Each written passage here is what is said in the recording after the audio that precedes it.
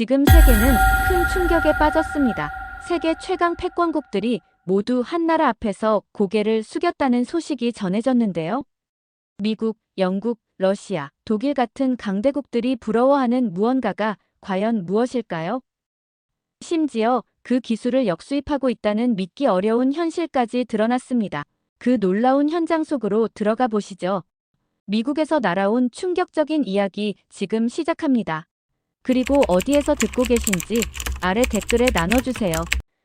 그 전에 잠깐 1초 만에 누를 수 있는 좋아요 버튼을 꾹 눌러주시면 영상 제작에 큰 힘이 됩니다. 그럼 바로 사연 시작하겠습니다. 안녕하세요. 저는 제일인 러쉬라고 합니다. 지금까지 10년간 국제 에너지 분야를 취재해온 기자입니다. UC 버클리에서 에너지 정책학을 전공하며 미국이 세계 에너지 패권을 쥐고 있다는 근거 있는 자신감을 배웠고, 콜럼비아 대학교 대학원에서는 진실을 파헤치는 방법을 익혔습니다. 미국은 세계 최대 석유 생산국이자 천연가스 수출 강국으로 지구촌 에너지 시장을 좌우하는 세계 정복자 같은 존재입니다. 그런 나라 출신 기자로서 항상 자부심을 가지고 일해왔어요. 하지만 지난 4월 스페인과 포르투갈에서 일어난 대정전 사태를 취재하면서 충격에 휩싸였는데, 유럽 전체가 어둠에 잠기는 믿을 수 없는 광경을 목격했을 때, 한때는 산업혁명을 이끌었던 그 유럽이 하루아침에 전기 없는 세상으로 돌아가버린 상황을 보고 경악을 금치 못했습니다. 병원에서는 응급 환자들이 위험에 빠지고 지하철은 완전히 멈춰섰으며 사람들은 촛불을 켜고 길거리를 헤매며 충격에 빠진 표정을 지었습니다. 그때 또 다른 진실을 알게 되었죠. 세계 곳곳에서 정전이 일상처럼 벌어지고 있다는 사실 말입니다. 텍사스 한파 때도 그랬고 중남미에서도 마찬가지였어요. 선진국이라는 곳들조차 전력 인프라가 이렇게 취약할 줄은 몰랐습니다. 기자로서 의문이 들기 시작했어요. 도대체 세계에서 정전이 없는 나라가 있을까 하는 궁금증 말이에요.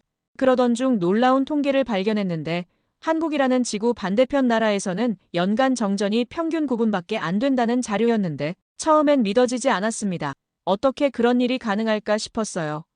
혹시 정부가 조작한 숫자는 아닐까 하는 의심도 들었지만, 세계가 인정한 공식 데이터였고 국제기구에서도 확인해준 수치였습니다. 호기심이 기대감으로 바뀌면서 한국행을 결정하게 되었어요. 정전이 뉴스가 되는 나라가 정말 존재하는지 직접 확인해보고 싶었기에 그 비밀을 파헤쳐서 세계에 알리는 것이 기자로서 제 사명이라고 생각했습니다. 한국의 전력 시스템에는 분명 특별한 이유가 있을 거라는 확신이 들었고, 미국에서 관련 자료들을 정리하고 짐을 꾸린 뒤 일주일 후 저는 조금은 무거운 마음을 가지며 인천행 비행기에 올랐어요. 인천공항에 내려서 첫 번째로 느낀 건 한국의 밝은 에너지였는데, 공항 내부는 환하게 빛나고 있었고 공기도 깔끔하고 쾌적했어요. 무엇보다 사람들의 표정이 밝고 활기차 보였습니다. 뭔가 다른 나라들과는 확연히 다른 분위기가 느껴지면서 왠지 모르게 기대감이 생겼어요. 가슴 깊은 곳에서 이상한 떨림까지 올라오기 시작했습니다. 입국장을 나와서 그때 첫 번째로 만난 사람이 이문석 연구원이었어요. 한국전력기술연구소 스마트전력망팀에서 일하는 40대 초반의 온화한 인상을 가진 분이었습니다. 연구원이 저에게 다가와서 영어로 환영 인사를 건넸는데 그 발음이 너무나 자연스러워서 깜짝 놀랐어요. 하지만 놀란 티를 내면 안 될 것 같아서 애써 침착한 척하느라 애를 썼습니다. 연구원은 저를 보자마자 환영한다며 정전이 없는 나라에 오신 것을 축하한다고 말했어요. 그 말을 듣는 순간 온몸에 소름이 돋았습니다. 정말 그런 나라가 존재한다는 뜻인가 싶었거든요. 지금까지 제가 취재해온 모든 나라에서는 정전이 당연한 일이었는데, 이곳에서는 정전이 없다는 게 자랑거리라니 믿기 어려웠어요. 연구원의 설명에 따르면 한국은 세계 최고 수준의 전력 인프라를 갖춘 나라라고 했습니다. 스마트 그리드와 디지털 변전소, 인공지능 복구 시스템까지 갖춘 초격차 기술력을 보유하고 있다는 거였어요. 그런 역사적 쾌거를 이룬 배경에는 특별한 철학이 있다고 덧붙였습니다. 전기를 믿는 나라라는 표현이 무척 인상 깊었어요. 인천공항에서 이문석 연구원을 따라 주차장으로 향했습니다. 연구원은 깔끔한 검은색 세단을 타고 왔더군요. 차에 올라타자마자 연구원이 서울까지 1시간 정도 걸린다며 가는 길에 한국의 전력 이야기를 들려주겠다고 말했어요. 저는 기자로서 항상 준비된 자세를 취하고 있었지만 동시에 미국인으로서 냉철하게 판단하려고 마음먹었습니다. 차가 인천대교에 진입하면서 바다 위로 펼쳐진 장관이 눈에 들어왔어요. 다리 전체가 환하게 빛나고 있었고 야간 조명이 마치 진주 목걸이처럼 아름답게 이어져 있었습니다. 그때 연구원이 조용한 목소리로 이야기를 시작했는데 1948년 5월 14일의 그날 밤 이야기였습니다. 소련 군정이 예고도 없이 남쪽으로 내려보내던 전기를 일괄 차단했다는 순간부터 연구원의 목소리가 무거워졌어요. 그날 밤 한국 전체가 갑자기 어둠에 빠졌다고 했습니다. 공장에서 일하던 사람들은 기계가 멈춰서자 당황했고 전차를 타고 가던 시민들은 갑자기 멈춰버린 차량 안에서 어쩔 줄 몰랐다고 해요. 저는 창밖의 환한 불빛들을 바라보면서 상상조차 하기 어려웠습니다. 연구원이 들려준 디테일이 더욱 충격적이었는데요. 병원에서는 응급 환자들을 촛불로 치료해야 했고 학교는 수업을 중단할 수밖에 없었다고 해요. 미국인인 저로서는 정말 믿기 어려웠습니다. 전기가 정치적 무기로 사용될 수 있다는 발상 자체가 낯설었거든요. 우리 미국에서는 그런 일이 일어날 거라고 상상해 본 적이 없었어요. 더 놀라운 건 1970년대 이야기였습니다. 연구원의 설명에 따르면 당시 한국에서는 정전이 너무 일상적이어서 사람들이 아예 체념하고 살았다고 해요. 오후 5시가 되면 공장 사이렌이 울리고 전기가 나간다는 걸 미리 알고 있었다는 겁니다. 아이들은 학교에서 돌아오면 촛불을 켜고 숙제를 했고 어른들은 양초를 사다가 쟁여두는 게 당연한 일이었다고 했어요. 가장 인상 깊었던 건 농촌 마을 이야기였습니다. 해가 지면 마을 곳곳에서 디젤 발전기 소리가 요란하게 울려 퍼졌다고 해요. 부잣집은 발전기라도 있었지만 가난한 집은 호롱불이나 촛불에 의존해야 했다는 겁니다. 연구원이 말하길 그때는 전기가 있는 집과 없는 집이 확실히 구분됐다고 했어요. 제가 미국에서 자란 환경과는 정말 다른 세상이었습니다. 그 순간 저는 복잡한 감정에 휩싸였어요. 미국은 그 시기에 이미 상당히 안정적인 전력 공급을 받고 있었는데 한국은 그런 어려움을 겪고 있었다는 사실이 충격이었습니다. 동시에 기자로서의 의심도 고개를 들었는데 정말 그렇게 열악했던 나라가 지금은 세계 최고 수준이라고 주장할 수 있을까 하는 의문이 들었어요. 이어서 이문석 연구원은 5.1 쇼크 이후의 극적인 변화를 설명했습니다. 정부가 다시는 어둠에 갇히지 않겠다는 각오로 전력 자립 정책을 추진했고 1978년 고리 원자력 1호기 가동을 시작으로 대용량 전력 공급이 본격화됐다고 했어요. 그 결과 1980년대에는 계획 정전이 점차 사라지고 스위치를 켜면 불이 들어오는 당연한 일상을 갖추게 됐다는 겁니다. 하지만 저는 여전히 회의적이었습니다. 아무리 노력해도 그런 극적인 변화가 단기간에 가능할까 싶었고 더군다나 지금은 연간 정전 시간이 평균 9분에 불과하다는 주장까지 하니 더욱 믿기 어려웠어요. 미국의 58분보다 훨씬 짧다는 수치를 들으면서 미국인으로서 자존심이 상하기 시작했습니다. 차창 밖으로 보이는 서울 시내는 정말 환했습니다. 밤인데도 나처럼 밝은 불빛들이 끝없이 펼쳐져 있었으며 고층 빌딩들마다 불이 켜져 있고 거리의 가로등들도 하나같이 환하게 빛나고 있었습니다. 하지만 기자로서 겉모습에 현혹되면 안 된다고 생각했어요. 호텔에 도착하자 연구원이 내일 일정을 알려줬습니다. 한국전력기술연구원에서 스마트 그리드 시설을 직접 보여주고 실시간 전력 데이터도 확인할 수 있게 해주겠다고 했어요. 그리고 오후에는 디지털 변전소까지 견학할 수 있다고 덧붙였습니다. 저는 드디어 진실을 파헤칠 기회가 왔다고 생각했습니다. 호텔에서의 첫날 밤은 정말 편안했는데 따뜻한 물이 콸콸 잘 나와서 긴 비행으로 쌓인 피로가 싹 가셨어요. 수압도 강하고 온도 조절도 완벽해서 내 집처럼 편안하게 샤워할 수 있었습니다. 전기도 한 번도 끊기지 않았고 에어컨도 밤새 완벽하게 작동했어요. 기분 좋게 하루를 시작할 수 있었습니다. 다음 날 아침 호텔 로비로 내려가면서 한 가지 신기한 광경을 목격했어요. 로비 곳곳에 외국인 관광객들이 정말 많았는데 하나같이 모두 환한 미소를 머금고 행복한 발걸음을 옮기고 있더군요. 유럽이나 미국 호텔에서는 보기 힘든 풍경이었습니다. 저도 모르게 따라 웃게 되는 분위기였어요.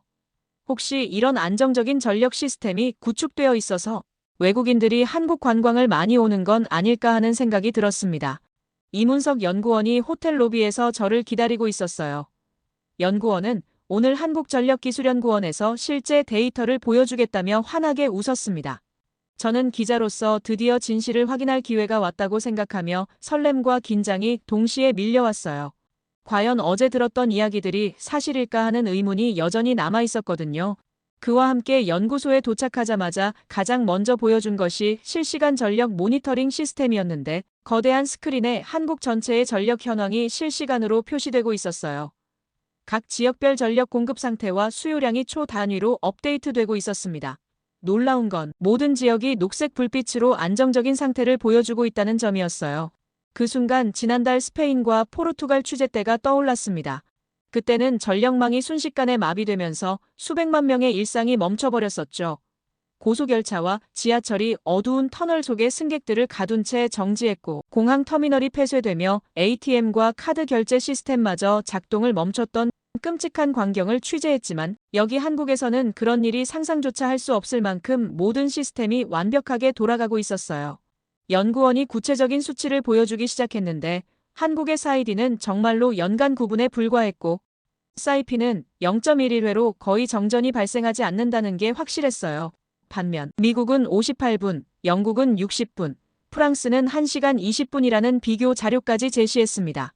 미국인인 제가 보기에도 부끄러울 정도로 한국이 압도적으로 앞서 있었어요.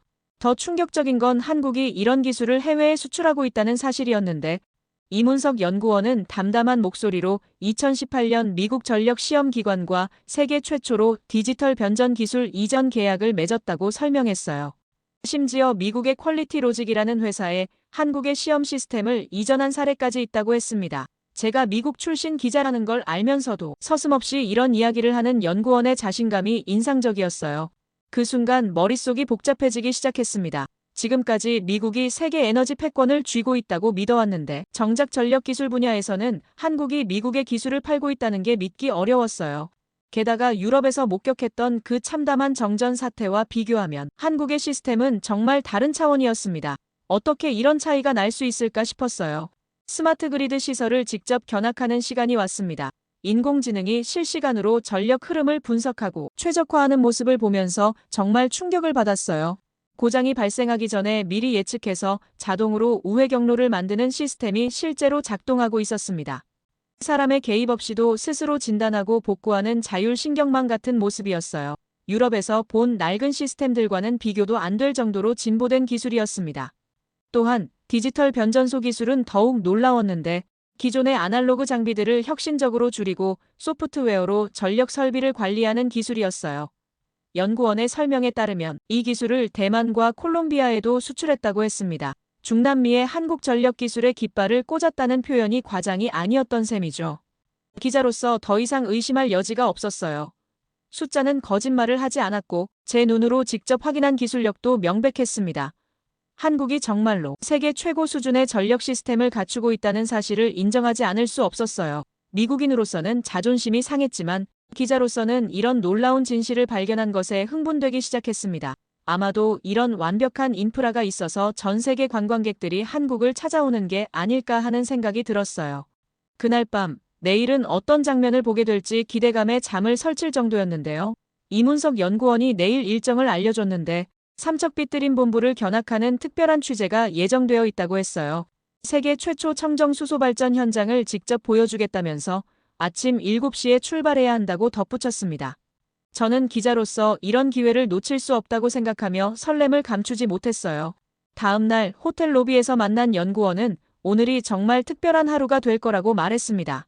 삼척까지는 3-4시간 정도 가까이 걸리지만 한국 전력 기술의 진수를 보게 될 거라고 했어요. 고속도로에 올라서니 새벽 공기가 상쾌하면서도 마음이 더욱 설렜습니다. 고속도로를 달리다가 긴 터널에 들어섰을 때 신기한 광경을 목격했는데 터널 벽면에 설치된 졸음운전 방지 시스템이 리듬감 있게 깜빡이고 있더군요. 어둠 속에서도 운전자의 생명을 지키려는 세심한 배려가 느껴졌습니다. 이문석 연구원이 저의 시선을 눈치채고는 한국은 어둠을 이기는 기술에 특별한 철학이 있다고 말했어요. 그 말이 무슨 뜻인지 곧 알게 될 거라고 덧붙였습니다. 삼척에 도착해서 빗드림 본부에 들어섰을 때 정말 압도당했는데요. 거대한 발전소 시설이 눈앞에 펼쳐졌는데 김준명 팀장이 직접 나와서 반갑게 맞아주었어요. 팀장은 이곳에서 세계 최초로 석탄과 청정수소화 합물인 암모니아를 혼소하는 발전이 이뤄지고 있다고 자랑스럽게 설명했습니다. 연간 70만 톤 이상의 온실가스를 감축한다는 말을 들으니 한국이 얼마나 앞서 나가는지 실감이 났어요. 김준명 팀장의 설명은 더욱 놀라웠는데 한국 남부발전이 미국 미시건주의 나일스 가스복합 발전소를 이미 준공했고 오하이오주에는 935메가와트 규모의 트럼블 가스복합 발전소를 건설하고 있다고 했어요. 심지어 텍사스주에도 200메가와트 시급 대용량 배터리 에너지 저장 장치를 설치한다는 겁니다. 한국 기업이 미국 전역에서 이렇게 활발하게 사업을 벌이고 있다니 미국인인 저로서는 복잡한 심경이었어요. 팀장이 들려준 더 충격적인 소식이 있었습니다. 작년 11월에는 한국 투자자 최초로 카타르 발전 시장에 진출해서 25년간 전력과 담수를 공급하는 계약을 체결했다고 하면서 3,900만 달러 규모의 직접 투자와 28억 달러 규모의 건설까지 포함된 대규모 사업이라고 말했습니다. 중동 지역까지 한국의 전력 기술이 진출한다는 게 정말 놀라웠어요. 김 팀장의 목소리에는 자부심이 가득했습니다. 천천히 발전소 내부를 둘러보면서 또 하나 인상 깊었던 건 안전관리 시스템이었는데 팀장의 설명에 따르면 작년에 석탄 발전소 전 호기 무고장을 달성했고 역대 최저 수준인 0.011%의 고장 정지율을 기록했다고 했어요. 이런 수치는 세계 어디에서도 찾아보기 힘든 성과라고 자랑스럽게 말했습니다. 중단 없는 전력 공급으로 국가 전력계통 안정화에 기여하고 있다는 말이 과장이 아니었던 셈이죠. 그렇게 김준명 팀장과의 미팅을 마치고 삼척에서 서울로 돌아가는 길에 작은 시골 마을을 지나게 됐습니다. 연구원이 잠깐 차를 세우고 마을을 둘러보자고 제안했어요. 저는 시골이면 전력 공급이 불안정할 거라고 생각했는데 완전히 틀렸습니다. 연구원이 마을 곳곳에 가로등이 환하게 켜져 있었고 집집마다 불빛이 새어나오고 있었어요. 심지어 작은 구멍가게에서도 냉장고와 에어컨이 완벽하게 작동하고 있었습니다. 마을 정자 앞을 지나는데 한 할아버지가 손자와 함께 앉아서 이야기를 나누고 있는 모습이 보였어요. 불은 이 나라의 신념이라고 말씀하시는 게 들렸습니다. 연구원이 그 순간 가슴이 뭉클해졌어요. 아이도 할아버지도 전기가 끊어지지 않는 게 당연하다고 생각하며 살아가고 있다는 사실이 감동적이었거든요. 이런 모습은 제가 취재해본 어떤 나라에서도 볼 수 없었던 풍경이었습니다.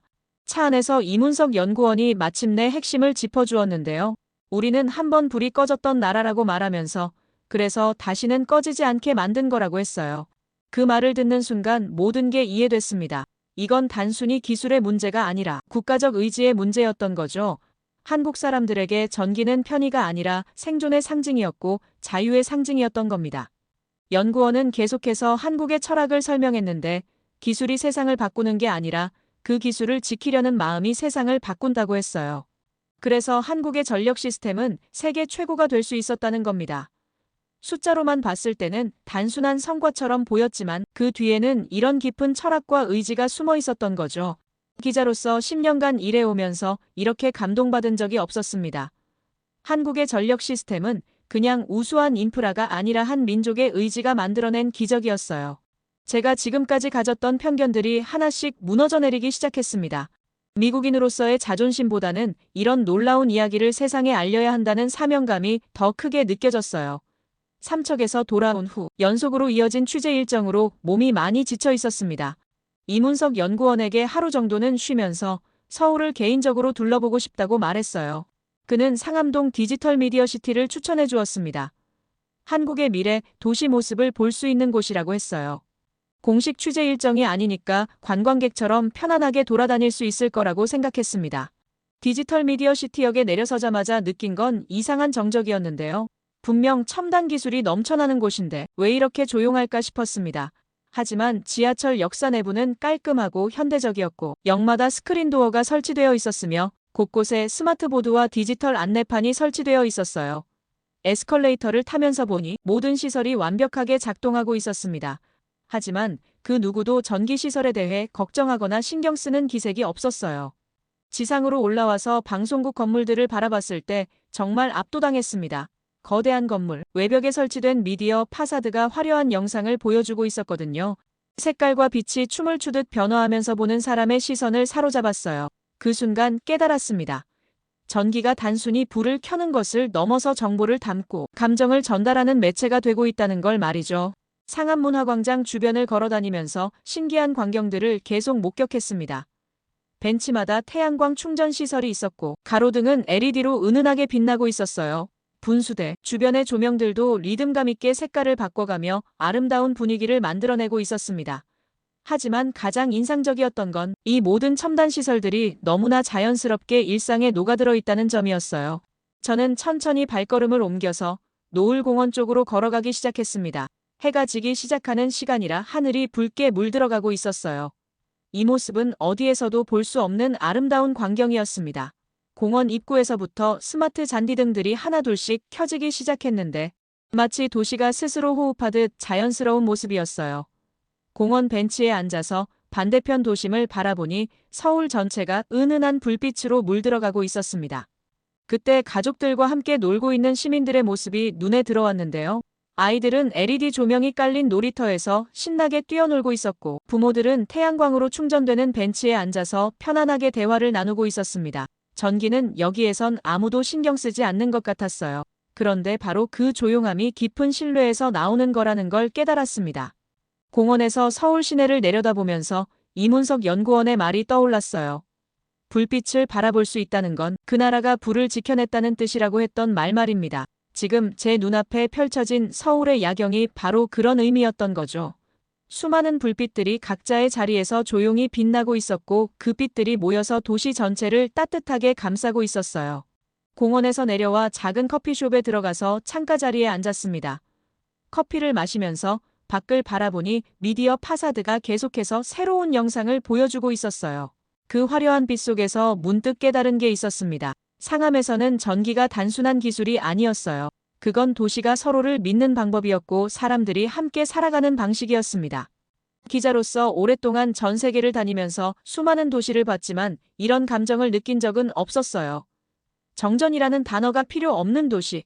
그 빛은 기술의 산물이 아니라 사람들이 만들어낸 꺼지지 않는 신뢰였습니다. 한국이 불을 끄지 않은 이유를 이제야 완전히 이해하게 됐어요. 단 한 번 꺼졌던 기억을 지키기 위해서였던 거죠. 커피숍을 나와서 호텔로 돌아가는 길에 마음속으로 다짐했습니다. 이제 정말로 이 이야기를 세상에 제대로 알려야겠다고 말이에요. 한국에서 경험한 모든 것들을 기사로 써서 전 세계 사람들에게 전하고 싶었습니다. 미국보다 뛰어난 한국의 시스템을 솔직하게 인정하고 알리는 게 제 새로운 사명이라고 생각했습니다. 호텔방으로 돌아가면서 벌써 기사 제목이 머릿속에 떠오르기 시작했어요. 호텔방으로 돌아와서 노트북을 켜고 기사를 쓰기 시작했습니다. 하지만 제목부터 막막했어요. 처음에는 한국의 놀라운 전력 시스템이라고 썼다가 지우고 다시 정전 없는 나라의 비밀이라고 써봤습니다. 그것도 마음에 들지 않아서 또 지웠어요. 10년간 기자 생활을 하면서 이렇게 제목을 정하지 못해서 고민한 적은 없었습니다. 하지만 이번에는 달랐어요. 단순한 기사가 아니라 제 인생이 바뀐 이야기를 써야 했거든요. 마침내 제목을 정했습니다. 불이 꺼지지 않는 나라, 그리고 그걸 지키는 사람들이라고 썼어요. 기사를 쓰면서 지난 일주일간의 모든 순간들이 떠올랐습니다. 이문석 연구원의 따뜻한 미소부터 삼척빛 드림본부의 김준명 팀장, 그리고 상암에서 바라본 서울의 야경까지 모든 게 생생했어요. 키보드를 두드리는 제 손가락이 떨리고 있다는 걸 느꼈습니다. 기사를 다 쓰고 나서 뉴욕타임즈 편집장에게 영상통화를 걸었는데 편집장은 제 얼굴을 보자마자 뭔가 달라졌다고 말했어요. 저는 한국에서 겪은 일들을 간략하게 설명했습니다. 편집장의 표정이 점점 놀라워지더니 마침내 이건 기사 그 이상이라고 말했어요. 제 시선이 완전히 바뀌었다는 걸 알 수 있다고 했습니다. 그 순간 눈물이 핑 돌았어요. 정말로 제가 변했다는 걸 다른 사람도 알아봐 주니까 더욱 확신이 들었거든요. 편집장은 이 기사를 일면 톱으로 내보내겠다고 약속했습니다. 한국의 이야기가 전 세계에 알려질 거라고 했어요. 저는 기자에서 증인이 됐다고 말했습니다. 이제 한국에서 본 것들을 세상에 전하는 게 제 사명이라고 덧붙였어요. 통화를 끝내고 나서 가슴이 벅차올랐고 드디어 진짜 의미 있는 일을 하게 된 기분이었어요. 인천공항으로 가는 길에 이문석 연구원이 마지막 인사를 위해 나와주었습니다. 연구원은 제가 한국에서 무엇을 얻어가는지 물었을 때 저는 솔직하게 대답했어요. 처음에는 의심하러 왔지만 지금은 감동하고 돌아간다고 말입니다. 한국 사람들이 전기를 대하는 철학과 그걸 지켜내는 의지를 배웠다고 했어요. 연구원은 조용히 미소를 지으면서 당신이 본 걸 누군가는 들어야 한다고 말했습니다. 공항 대합실에서 탑승을 기다리는 동안 휴대폰으로 뉴욕타임즈 뉴스를 확인했는데 정말 깜짝 놀랄 소식이 있었어요. 제가 한국에 머무는 동안 스페인에서 또다시 대규모 통신 장애가 발생했다는 속보였는데 스페인 최대 통신사 텔레포니카의 네트워크 업그레이드 중 기술적 결함으로 수백만 명이 전화와 인터넷을 사용할 수 없었다고 했어요. 심지어 비상전화도 연결할 수 없었다는 겁니다. 더 충격적인 건 지난달 스페인과 포르투갈에서 발생했던 18시간 대정전에 이어서 또 이런 일이 벌어졌다는 점이었는데요. 기사에 따르면 수백만 유로의 비용 손실이 발생했고 스페인 정부의 대처에 대한 비판이 거세지고 있다고 했어요. 저는 한국에서 완벽한 시스템을 보고 온 직후라서 더욱 대조적으로 느껴졌습니다. 또 다른 기사에서는 유럽 전체가 에너지 정책을 바꾸고 있다는 소식도 있었는데 덴마크가 40년간 금지했던 원자력을 다시 허용하려고 하고 독일도 원자력 정책을 재검토하고 있다는 내용이었습니다. 스페인과 포르투갈의 정전 사태를 보면서 재생에너지만으로는 한계가 있다는 걸 깨달았다고 했어요. 반면 한국은 이미 완벽한 전력 시스템을 구축해놓고 있다는 사실이 더욱 놀라웠습니다. 탑승 게이트로 향하면서 한국에서의 마지막 순간들을 되새겼습니다. 인천공항조차 완벽하게 불이 켜져 있었고 모든 시설이 안정적으로 작동하고 있었어요. 면세점의 화려한 조명부터 탑승교의 안내 등까지 하나하나가 한국전력 시스템의 우수성을 보여주는 증거 같았습니다. 유럽에서는 계속 정전과 통신 장애로 고생하고 있는데 한국에서는 그런 걱정을 전혀 하지 않아도 된다는 게 정말 부러웠어요. 비행기에 탑승하면서 창밖으로 서울의 야경을 마지막으로 바라봤습니다. 수많은 불빛들이 반짝이고 있었는데 그 모든 빛이 꺼지지 않을 거라는 확신이 들었어요. 한국 사람들이 지켜온 그 의지와 기술력이 있는 한 말이죠. 저는 마음속으로 다짐했습니다. 불이 꺼지지 않는 나라에서 제 마음에 불이 켜졌다고 말이에요. 이제 제가 그 이야기를 전 세계에 전하겠다고 다짐했습니다. 비행기가 이륙하면서 한국 땅이 점점 멀어져 갔지만 제 가슴 속에는 한국에서 배운 것들이 뜨겁게 남아 있어요. 앞으로 전 세계 어디를 가더라도 한국의 이야기를 들려주겠다고 생각했습니다. 정전이 뉴스가 되는 나라, 그 나라에서 본 기적 같은 일들을 많은 사람들과 나누고 싶었어요. 창밖 구름 너머로 별빛이 반짝이는 걸 보면서 저 또한 누군가에게 빛이 되고 싶다는 소망을 품었습니다. 한국에서 받은 감동을 세상에 전하는 빛 말이에요. 언제 어디서든 당연하게 켜지는 불빛, 멈추지 않는 엘리베이터, 안정적으로 작동하는 지하철과 냉난방 시스템. 이 모든 것들이 마치 당연한 듯 굴러가지만 그 이면에는 전기라는 보이지 않는 힘이 철저히, 정밀하게 관리되고 있다는 걸 알게 됐어요. 어쩌면 그것이야말로 한국이라는 나라가 가진 진짜 힘 아닐까요? 사람들의 성실함, 기술에 대한 믿음, 그리고 누구도 소홀히 하지 않는 인프라까지 말입니다. 그래서 저는 생각했습니다. 이 빛, 이 전기처럼 저도 누군가의 삶 속에서 늘 믿을 수 있는 존재가 되고 싶다고요. 어둠 속에서도 꺼지지 않는 그런 빛 말이에요. 한국에서 받은 이 감동과 놀라움을 세계에 전하는 건 어쩌면 제 사명이 될지도 모르겠습니다. 제 이야기를 끝까지 들어주셔서 감사합니다. 모두 안녕히 계세요. 오늘의 사연 어떻게 들으셨나요? 에너지 분야를 취재해온 베테랑 기자가 한국을 보고 완전히 달라졌다는 이야기였습니다. 한 미국인 친구가 한국에서 머무는 동안 했던 이야기였죠. 자기는 미국에 있을 때만 해도 비바람이 조금만 불어도 정전이 잦았고 오래된 동네는 전력 설비가 낡아서 하루에도 몇 번씩 전기가 나가는 일이 흔했다고 해요. 한국에서는 이제 예전 일인데 말입니다. 전기 공급에 문제가 생길 일이 드물긴 하지만 설령 그런 일이 생겨도 한국은 복구 속도와 체계가 정말 믿을 수 없을 만큼 빠르고 정교하죠. 그런 미국인 기자가 처음에는 의심하러 왔던 사람이 마지막에는 감동하고 돌아간다는 게 정말 인상적이었어요. 사실 우리가 당연하게 생각하는 것들이 다른 나라 사람들에게는 정말 놀라운 일일 수도 있겠다는 생각이 들었습니다.